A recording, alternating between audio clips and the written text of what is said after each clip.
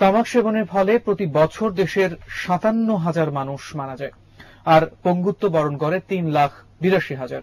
অথচ তামাক নিয়ন্ত্রণে নেই কোনো কঠোর আইন।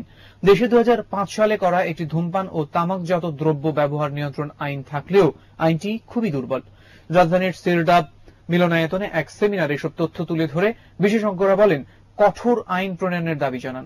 তাদের সাথে একমত পোষণ করেন আইনমন্ত্রী ব্যারিস্টার শফিক আহমেদ। রিপোর্টে জানাচ্ছেন মাহবুব সৈকত। ৭,০০০-এরও বেশি রোগ সৃষ্টিকারী ক্ষতিকারক পদার্থ থাকে তামাক এবং তামাকজাত দ্রব্য সিগারেটে। তাই তামাক সেবনের ফলে শরীরের প্রায় প্রতিটি অঙ্গই ক্ষতিগ্রস্ত হয়। বিশ্বের প্রায় ৪০ লাখ মানুষ মারা যায় তামাক সেবন করে বিভিন্ন রোগে আক্রান্ত হয়ে। বাংলাদেশেও এর অবস্থা ভয়াবহ।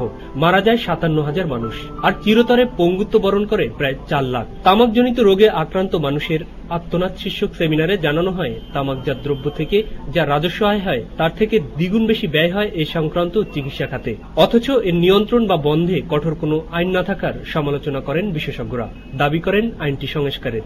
যা খেলে যা করলে মানুষের ক্ষতি হয়, বংশ ধ্বংস হয়ে যায়, নিপাত হয়, জাতি বিপদ হয়ে যায়, সেটা থেকে আমরা নিবৃত্ত করার জন্য মাননীয় মন্ত্রী আপনি দয়া করে এগুলো আপনাদের সংসদে আলোচনা করেন। আমাদের মতো সচেতনতা গড়ে উঠছে ঠিকই, কিন্তু সরকারের কাছ থেকে যে সহযোগিতা আমরা প্রত্যাশা করি সে সহযোগিতা আমরা ঠিক মতো পাচ্ছি না। ধূমপায়ী না হয়েও অপরের ধোঁয়া গ্রহণ করে সমানভাবেই ক্ষতিগ্রস্ত হচ্ছে অনেকে। সবচেয়ে বেশি ক্ষতির শিকার হচ্ছে শিশু এবং গর্ভবতী মহিলারা। ফলে সুস্থভাবে বেড়ে উঠতে পারছে না আগামী প্রজন্ম। আর এর দায়ভার প্রত্যেক সরকারকেই নিতে হবে বলে মত দেন সেমিনারের বক্তারা।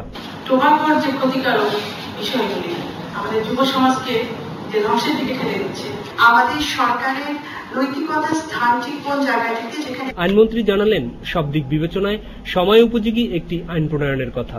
আইন আছে, আইনকে আরো শক্ত করা হবে। শক্ত করাতে কোনো অসুবিধা আছে বলে আমি মনে করি না। সবচেয়ে বড় যে প্রতিকারের ব্যবস্থা, আমরা prevention is better than cure. Mahbub Saikat, my TV, Dhaka.